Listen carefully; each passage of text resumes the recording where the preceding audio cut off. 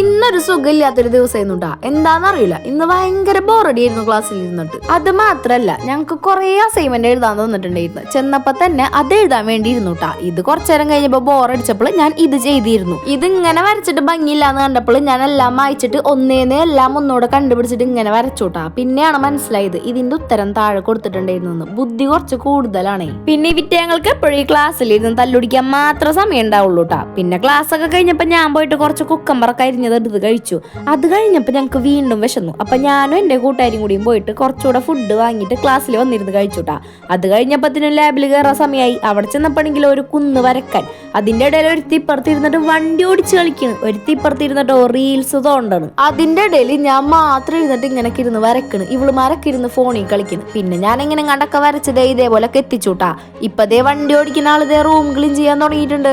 ഈ 3:50 കഴിയണ ക്ലാസ്സിൽ 3:45 ആവുമ്പത്തിനും ബാഗൊക്കെ പാക്ക് ചെയ്ത് വെക്കുന്ന ഒരു പ്രത്യേകത സ്റ്റുഡൻസ് ആണ് ഞങ്ങൾ എല്ലാവരും. പിന്നെ തിരിച്ചു പോണതിന്റെ ഇടയിലാണ് കുമ്മട്ടി വാങ്ങിക്കേണ്ട കാര്യം എനിക്ക് ഓർമ്മ വന്നത്. അങ്ങനെ കുറച്ച് കുമ്മട്ടിയൊക്കെ വാങ്ങിച്ചിട്ട് ഞാൻ നേരെ തിരിച്ചെന്റെ PG പോയിട്ടാ.